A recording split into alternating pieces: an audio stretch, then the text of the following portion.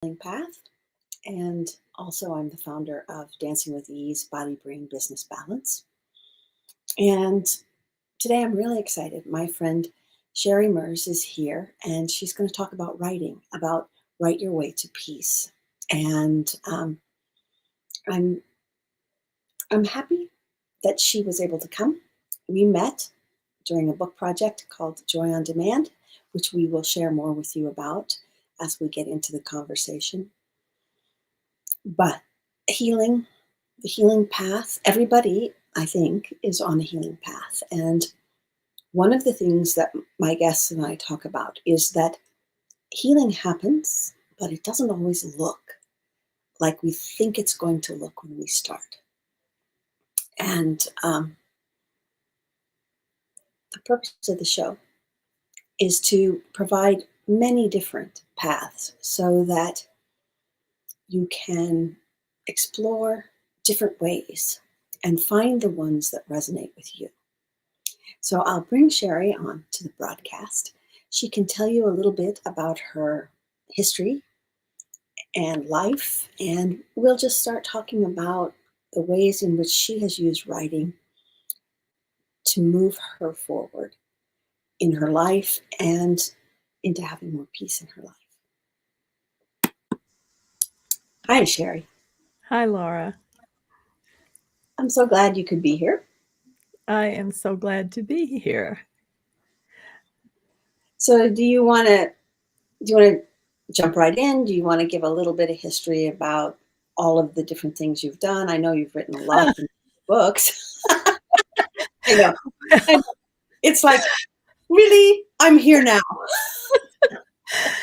So, I used to say I'm a jack of all trades and master of none, but I am a master of some, so I don't say that anymore.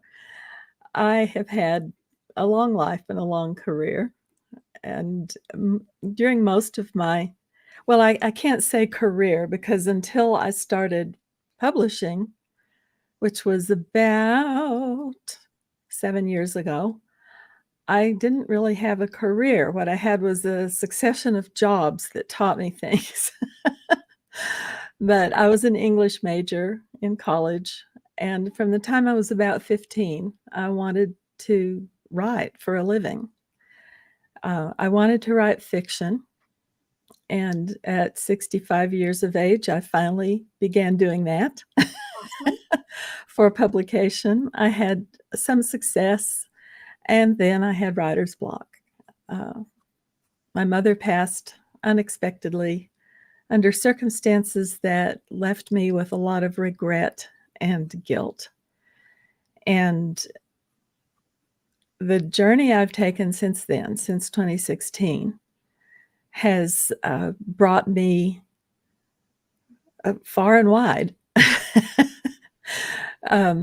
I've used my experience in self-publishing to pivot to nonfiction, to help other writers, especially writers who are coaches, course creators, aspiring speakers, who want to write a book but don't have the time or believe they don't.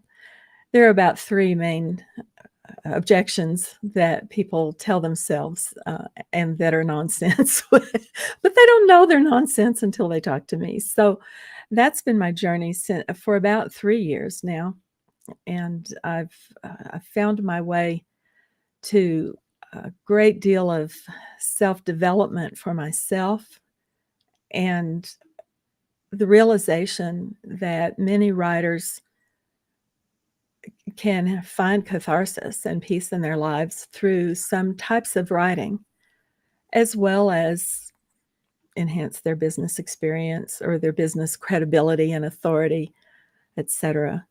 So that's been the journey in a nutshell. Well, wonderful. Wonderful.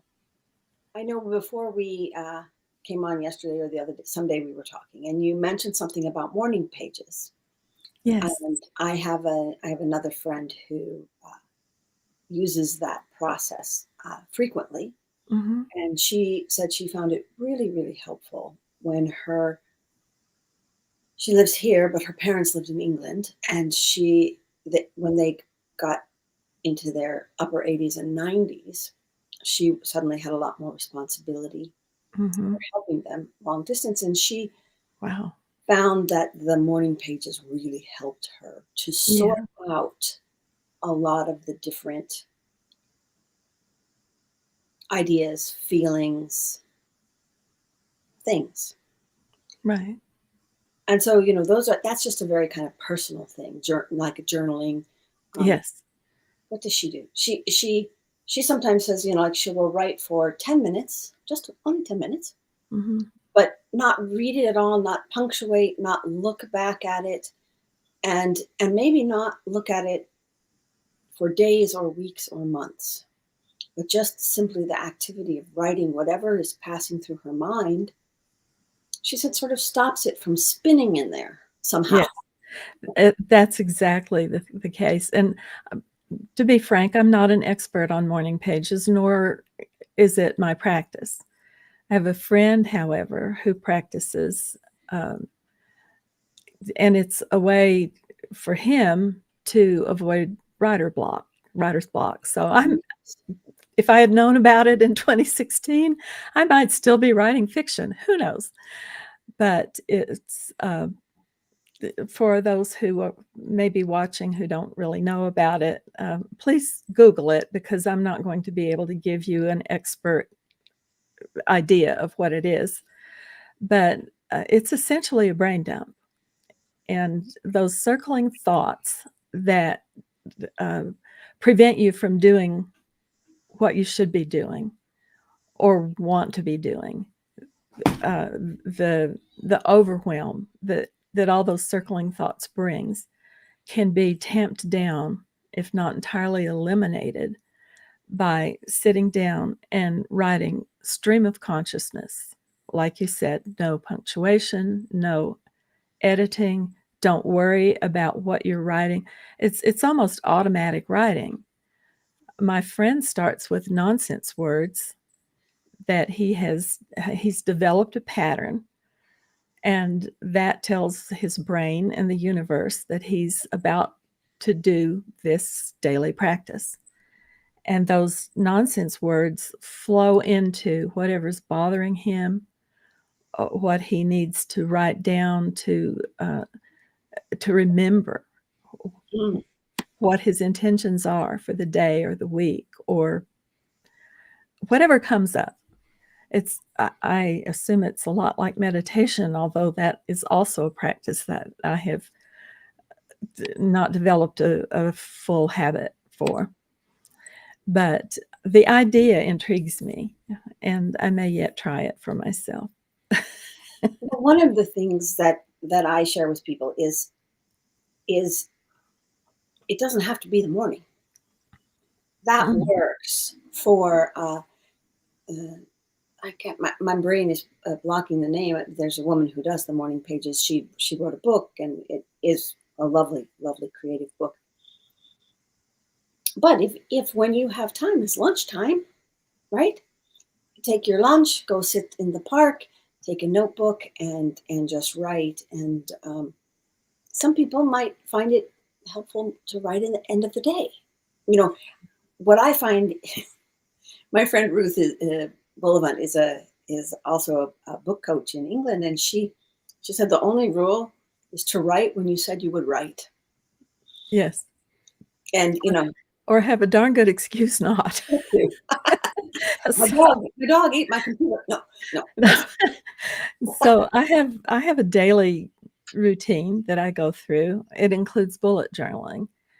So I do have one little stream of well, first I write my gratitudes, and then the next thing is um, I use a little box with a squiggle in it to for my bullet that it's it's a note to myself to remember my purpose, to remember my intention.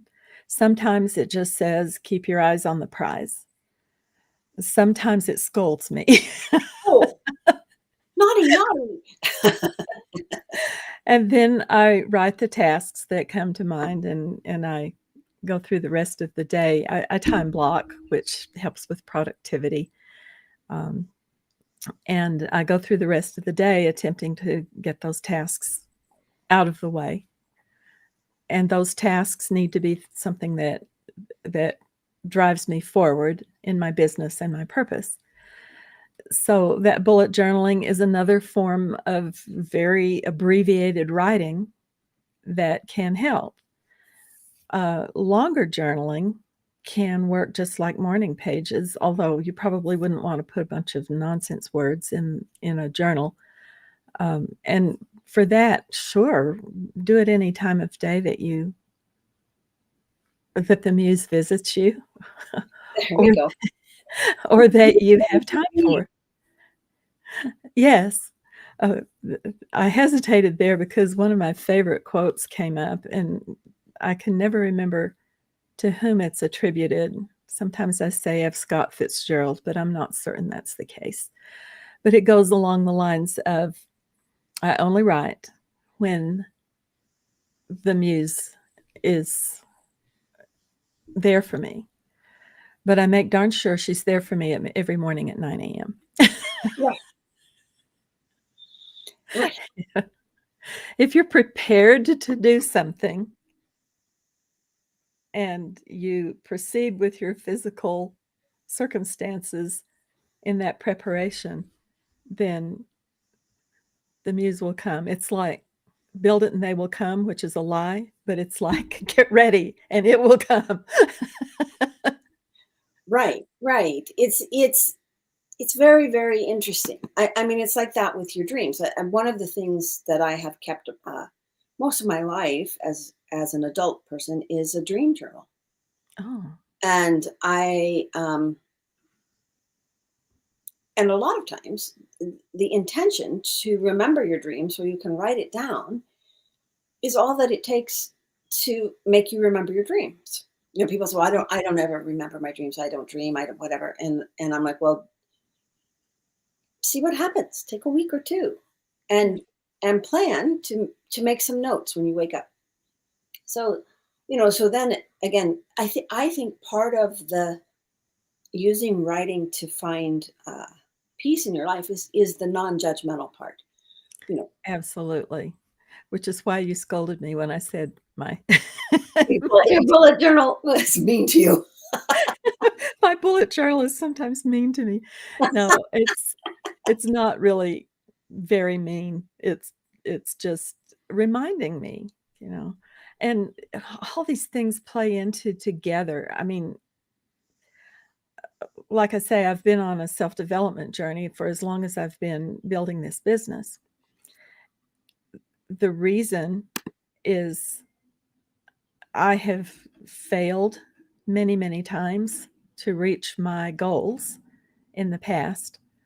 And this time, I don't have time to fail. I have to keep going until I reach my destination.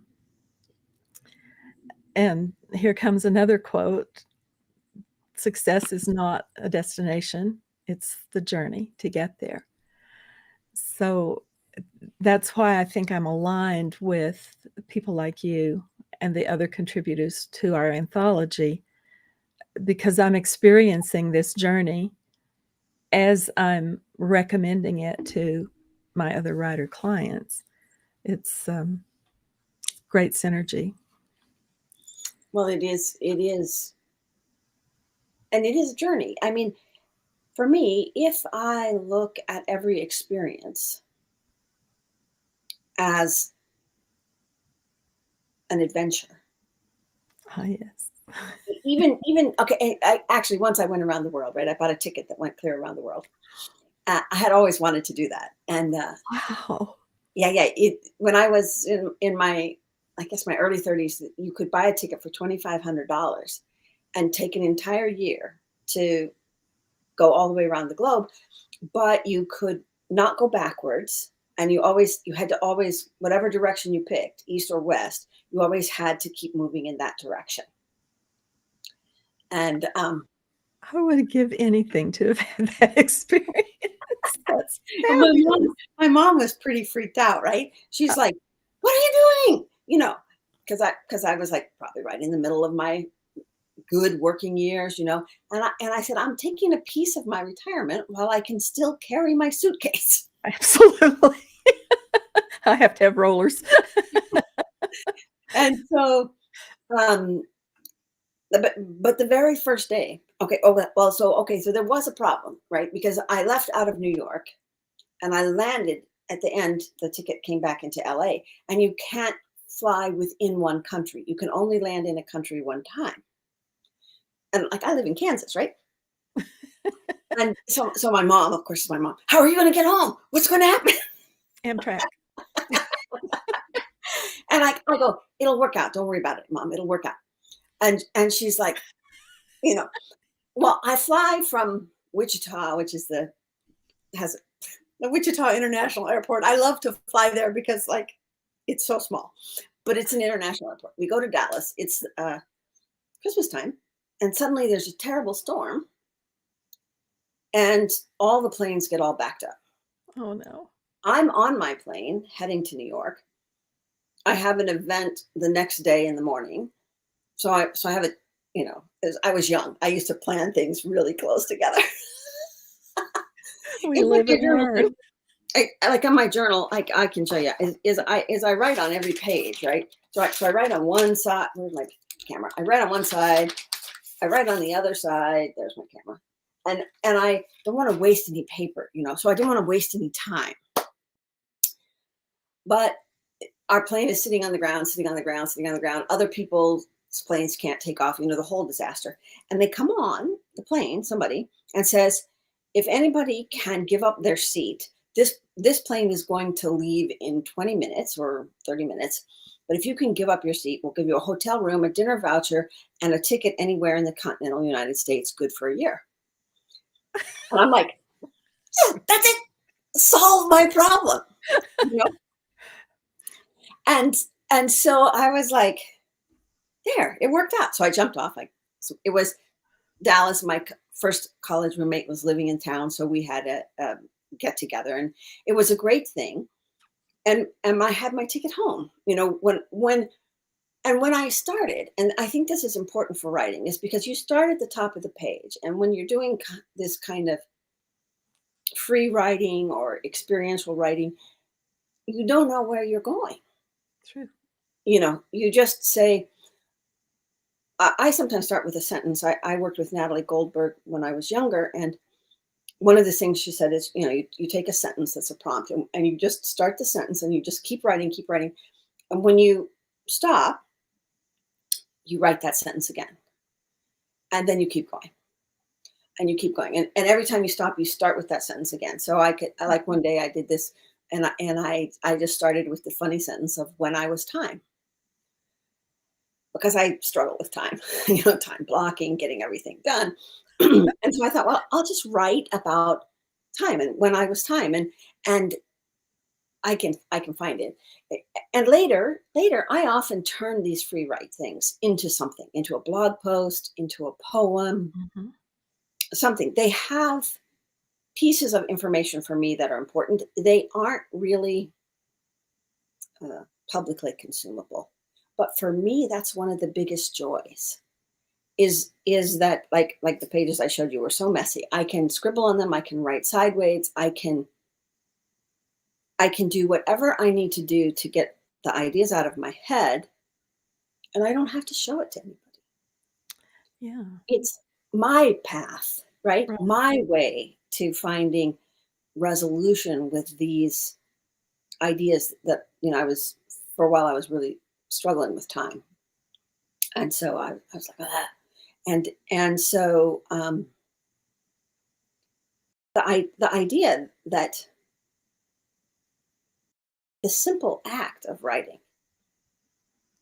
Now, you're doing your bullet journal. You do that by hand, right?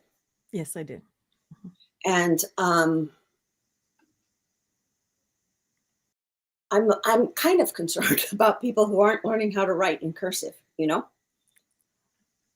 Because printing for me, is much slower Yeah. than writing in cursive because the letters are connected. And I also think that the idea of cursive is also related to the word discursive, you know, Mm, and the letters being connected are things connected, and the energy kind of keeps going. Whereas, like if I'm just writing letters, everything stops. yeah. It's like the difference between a book and a text, you know. Yeah, and what you're getting at is how the different parts of our brain are Mm, engaged with different ways of communicating.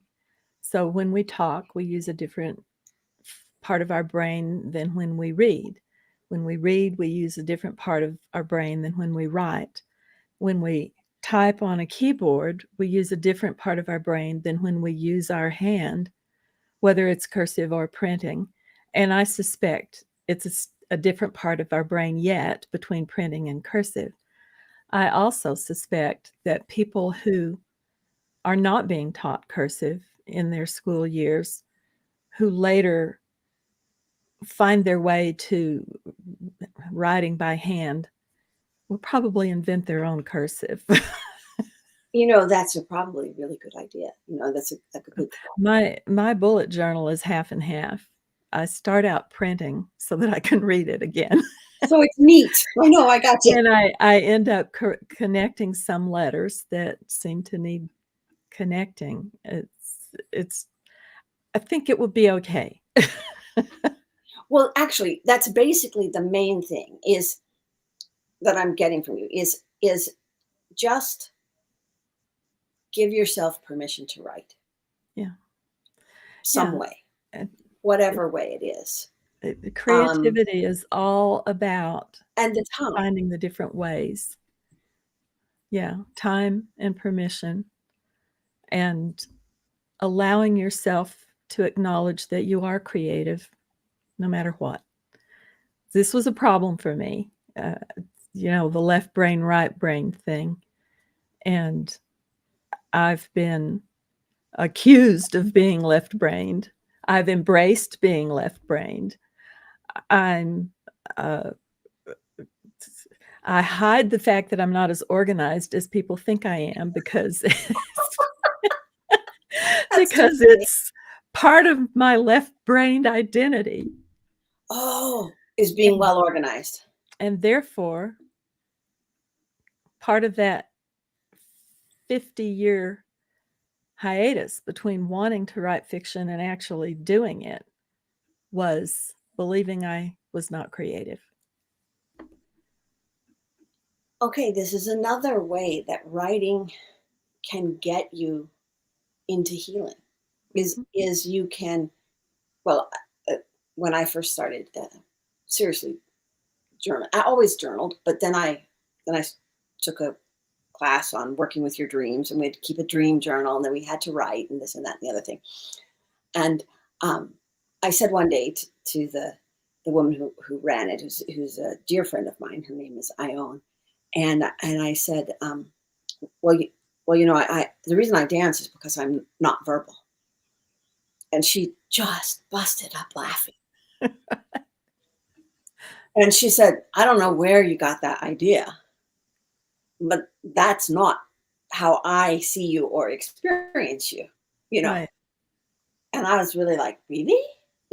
And then all the dreams that I was jotting down and everything, the things kind of started to come together, and then these little poems started to come out Mhm. of the dreams or of other writing time, quiet writing time. And then and then oh, this I forgot this. I love how you forget things, right? When you live a long time, you forget a lot of stuff. But I read Natalie Goldberg's book, Writing Down the Bones, and I went to a workshop with her. And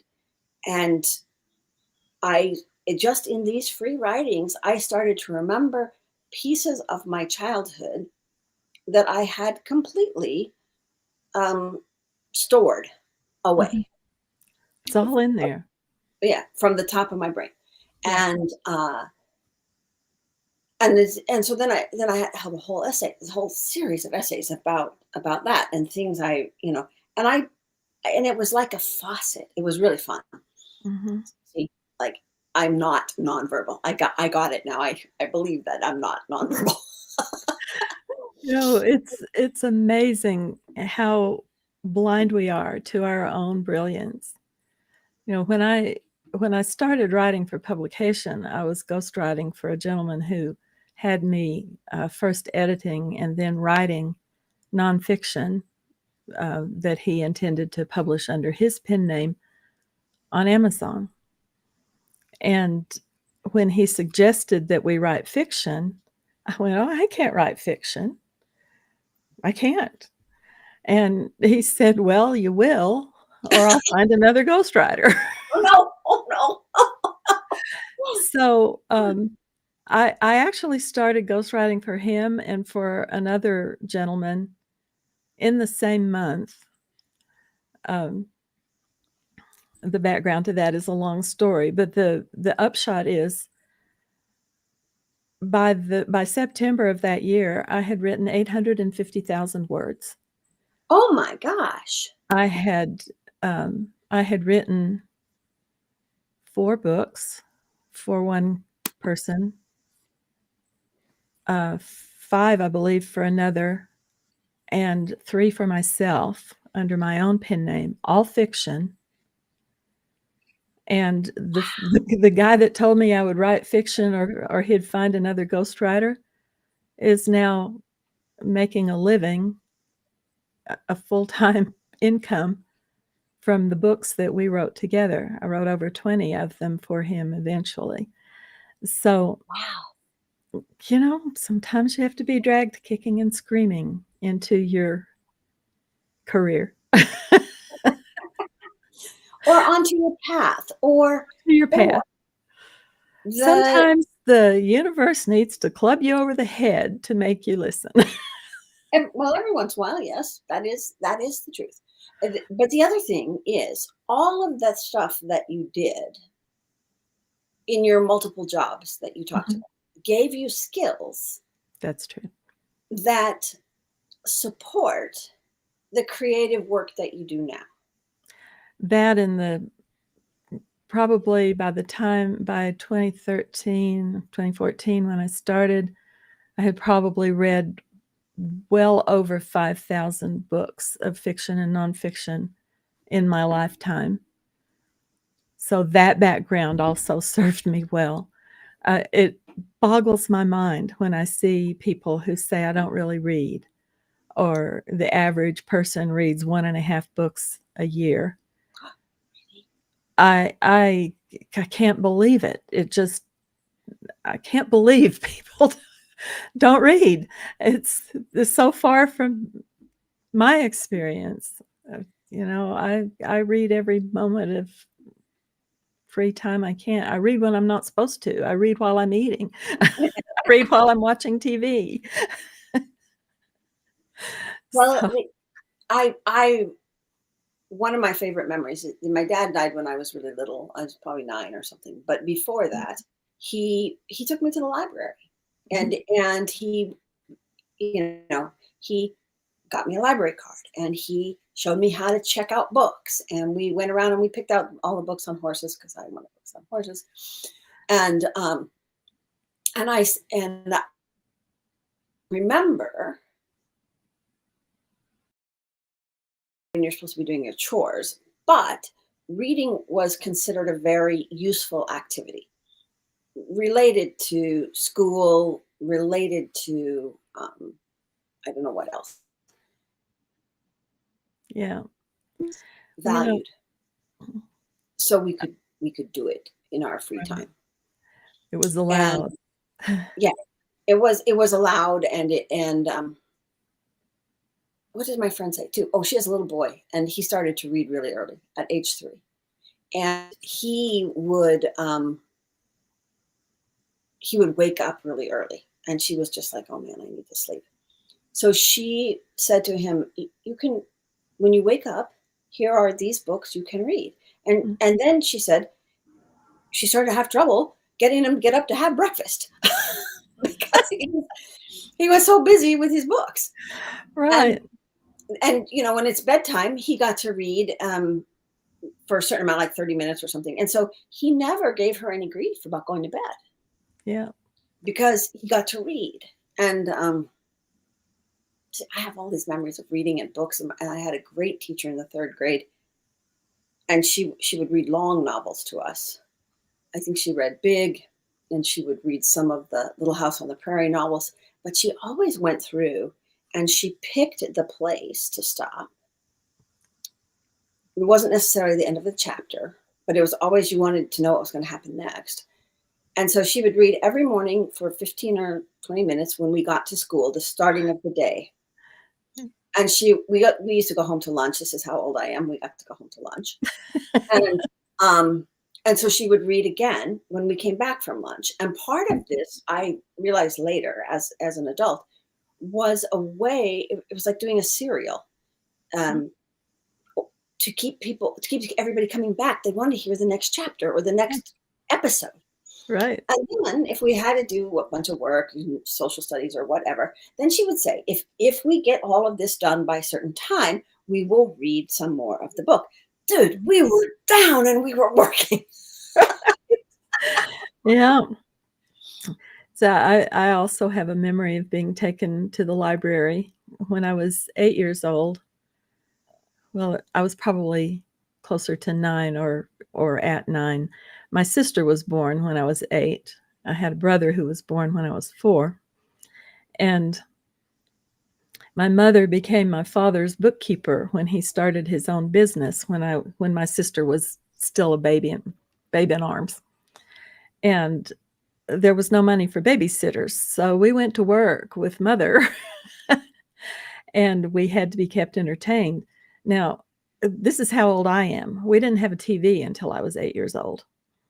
And when we got our TV, there were 3 channels and there were only cartoons on Saturdays.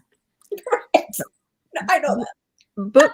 Books were our entertainment, books and games. I was in a tree half my life before, using imagination to play in this tree.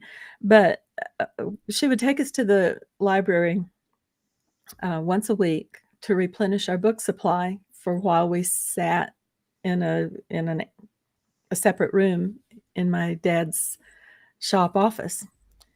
And I can still remember the library had this huge tree made out of construction paper Yeah. taped up on the wall. And for every book we got an apple with our name on it. I covered that tree that summer. But I do Goodreads reading challenges these days, and I typically challenge myself to read 10 books a month, 120 books a year. This year, I'm about 13 books ahead of schedule. So Some of them are kind of short. right. Well, do you find that reading has an influence on your writing practice? Well, it has an influence in that if I would read less, I would probably write more. You're funny. You're funny. But reading now, I read critically with regard to editing, and I'm much more selective in the books I read. If I read 2 or 3 pages and I'm not engaged yet, or there are too many errors, I will set that book aside and not finish it. It used to be I finished every book I picked up, but I've so many books, so little time. I cannot do that anymore. And therefore, I will only read a book that has been produced with at least a nod to professionalism. And I read a lot of independently published books. That's my niche. It's also what I find on Kindle Unlimited, which is how I support my reading habit. And so, yeah, it shows me more what not to do than what to do. But I've also taken craft classes and, uh, as an English major, I set myself up as an editor, but I don't do that anymore because when I started doing that, it almost destroyed my pleasure in reading. Ah, I accidentally proofread, and there is not a book in the world that doesn't have at least one error in it. I know. I know. So, I had a friend in college, not college, high school. We were on the journalism staff for the paper, and she was I don't know if she was a naturally good speller, a gifted speller, whatever. But they put her on the proofreading for spelling and she said it destroyed her ability to spell because looking at words spelled wrong, for a long time she could say that's wrong and fix it, and that's wrong and fix it, that's wrong and fix it. And then she said at a certain point, it was suddenly she had seen it wrong enough times that it she had flipped to on her. go look it up to remember which was the right way. Yeah. Language evolves. It does evolve. And one of my pet peeves when I started writing and started reading indie writers was the running together of the phrase all right. People now spell it ALRIGHT. It is supposed to be 2 words. And I ranted and I raved, and I finally had to accept that this is the way it's going to go. I'm sure that the words that from the time I began reading were already spelled like that, like already. It originally started out as 2 words too. Language evolves. I haven't experienced what your friend did, but I have had to set aside my prejudice from my old-fashioned grammar and spelling lessons in order to Well, have any do pleasure in you reading at proofread your all. texts? I beg your pardon, I talked over you. Because I like to write in whole sentences, Uh-huh. and that's not Oh, you mean like on your my text, mobile texts? Yes, I do. I proofread them unless I'm too fast on the thumb. And I proofread my social media posts and I go back and correct them if I find errors in them after a while. Writers, however, are blind to their own errors. So as a writer, I don't expect myself to be perfect. I expect my editor to pick up 99% of what I don't do correctly. I write pretty cleanly, but no one's perfect. right. So in being able to have some peace with your writing, I can tell from your beginning, you started out as a child wanting to write, and then you had this long pause where you did all the things in life, right? Finishing school, finishing college, that there's a lot of writing that you have to do in school that isn't very creative. And in Correct. fact, boxes you in sometimes to a kind of style that isn't very readable, Right. which is one of the reasons I think reading a lot is very useful to a writer so that you can like have different voices in your head, ways of using the language. Yeah. I was in grad school, and and when I graduated, and my one of my teachers says, "Well, don't you miss?" And I'm like, guess what?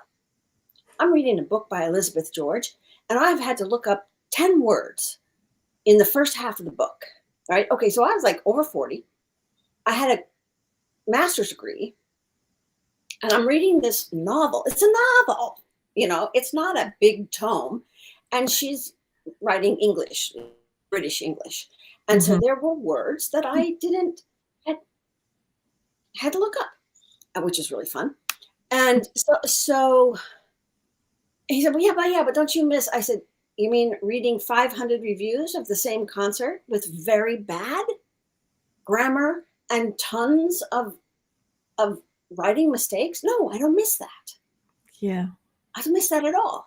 I don't miss editing at all. So the editing I do now is more like developmental editing. Does the story or the, whatever it is, does it flow? Does it make sense? Is it consistent? I Cool. leave the proofreading type editing to the copy editor and proofreader. That's the process. And gradually, I'm getting better at reading for pleasure without throwing the book across the room. Of course, I read on my Kindle. I don't want to throw that across the room. But I'm getting better. But yeah, I get it. We've had this long conversation. We haven't even talked about your book. I know. So I put up your links so people can get in touch with you if they want to, and I'll Thank put you. these in the comments of the thing. The app, I know in your app you have lots of kind of inspiring material for writing better, for in all kinds of different types of writing, which is the metaprosperity.app. And So let me clarify that just a little bit. The metaprosperity.app gives you a way to find the app, which is only available right now on mobile. It's available in the Google Play Store and in the Apple Store, but that website is just a landing page that you can click a button to find the app. So now, coming soon, there will be a synced website, but that's down the line. So inside the app, there are topics like, well, in fact, I've got it open right here, or I can in a second, that will help me. But there are a number of topics, and I started out to make it mostly for writers, but I found so many colleagues, followers, subscribers to my newsletter that had other interests that weren't particularly thinking they were writers, that I expanded it. So the topics are business and success, creativity, health and wellness, because as a writer, you got to stay healthy or your writing suffers. Marketing, mindset, the ins and outs of publishing, which is totally different from writing, and time management, along with writing. So there are lots of resources, free resources. Thank you for letting me say that. it's really great.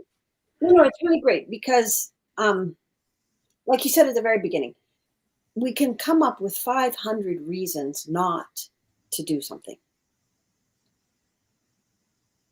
And that thing that makes you kind of go, ah, a lot of times that's the really healing thing. Mhm. And I know I'm gonna put up the thing now for the book.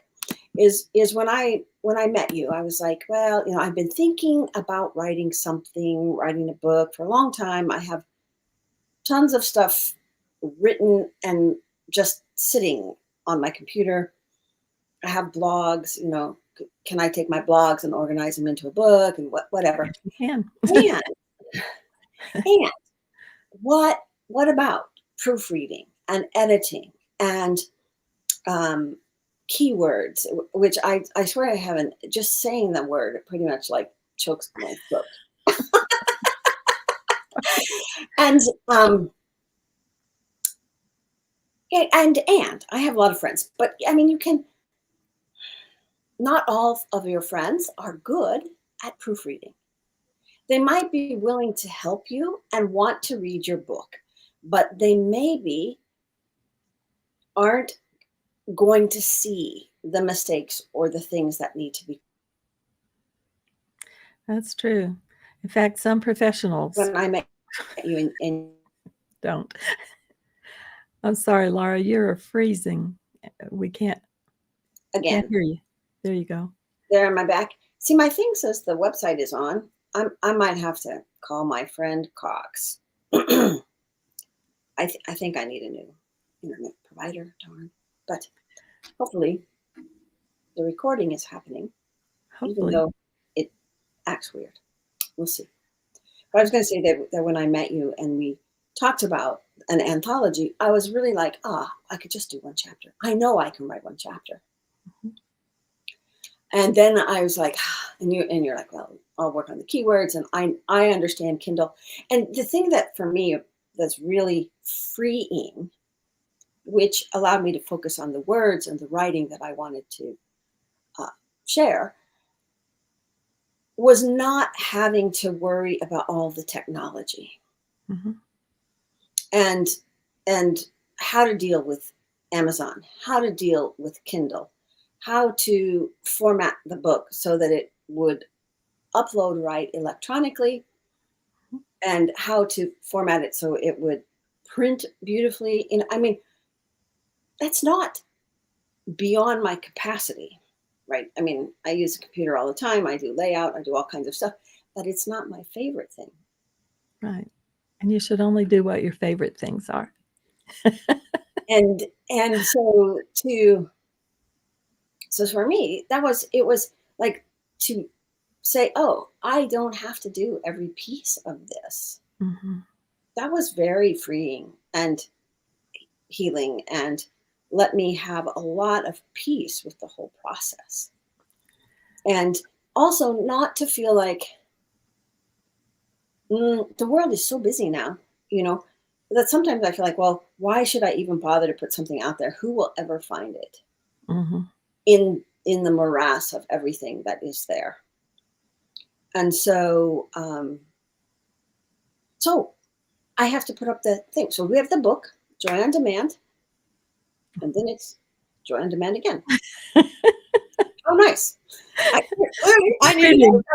I know. wasn't gonna say anything. Yeah, that's fine. And there's the link. And so we can have the link will get you to the space in Amazon where the book is available. And we're going to have a book party, and you can meet the other four authors Mhm. next Thursday. Hide this one. You go A for week from today. that. On Facebook, right? Um, Yes. and Cheri has all this stuff planned. I have no idea what. But Well, I'm hoping the authors will drop in or be there as long as they can, and people can ask questions and chat with you and ask you anything, and you can answer anything you're willing to. I plan to have some drawings, and leading up, I've got this fun little card deck with questions and prompts and things. So leading up to it, I'm going to do a few posts to show what we'll be doing. But for example, here's one. Where's my camera? What are you grateful for? And that will, well, I'll be asking people to put comments in the Facebook Live chat. Um, or if they want to just use them as prompts for private writing, they can do that. But we'll be having some drawings for people who are there live to win various things. Gotta look at the budget to see what those things are. well, that's really cool. And you reminded me that that's another thing. There's all kinds of card decks Mhm. that people might have. And I was thinking about prompts and things, and so drawing a card is a great one. Yeah. And actually, I think Natalie Goldberg actually just released a card deck. Card decks are very popular these days. I have not created one yet, but it's on my bucket list. That's so cool. And the other thing is that I sometimes do is I just open a book and close my eyes and put my hand down on a sentence Mhm. and use that as my beginning sentence for And we can do that. I did plan to read a few um, passages from the book, um, things that really struck me as as I was reading the chapters preparing to publish the book, every one of the authors at one time or another struck me with a turn of phrase. And I like that. I like to use that phrase, turn of phrase, because it's a few words that suddenly open my eyes or flip my perspective, or are just a beautiful combination of words that, when I see them, makes me go, I wish I could write like that. Oh, So I'll be finding and marking up those passages so I can read some of those as kind of little teasers. And the book will be on sale for only 99 cents that day. So awesome. I hope that everyone will come and invite your friends to come and support these wonderful authors who deserve to have their book make a bestseller in one of or more of its categories. Well, I just had such a good time at the summit, meeting people and listening to other authors and other speakers talking about joy. And one of the things, your gratefulness card, and that's one of the ways to bring more joy into Mhm. our life and more peace. I mean, it's always easy to know what's not going right. That's Mhm. always the easiest thing to find. And it's, for me, writing is not about ignoring what's not going right, but it's about, well, this happened and this happened. You Mhm. know, um, we And had a big instead of storm, that. and 3 huge limbs blew out of Uh-oh. the tree. We have a big draw that we're trying to fill in. I carry the limbs down and throw them in the draw. So I'm getting exercise with purpose, because I cannot seem to exercise without purpose. Just for exercise sake. I cannot I do get it. it. I get And it. so while I'm not happy that half my tree blew down, there is a good side to it. And Mhm. then the tree was kind of overgrown. So maybe when we hire the tree trimmer in the end, he can, maybe the tree will be healthier after these pieces fell out. Mhm. So that's just, that's what writing does for me. It broadens my perspective, Mhm. and it gets me to think about more things than just this thing that's bothering me right now. Mhm. And Yeah. So it reminds me of a theme that kept coming up during the summit and before among the authors and myself, that if we can flip our perspective to that of things happen for us, not to us, then we can find those silver linings. And that increases our joy. If we're grateful for things instead of complaining about things, we're much more likely to be happy all day. and it's not that you have a Pollyanna idea that everything is just fine, fine, fine. No, no, No, everything always isn't always just fine. no. But But everything isn't always black either. true. You know, it's there's night and day. Things shift, and like for you,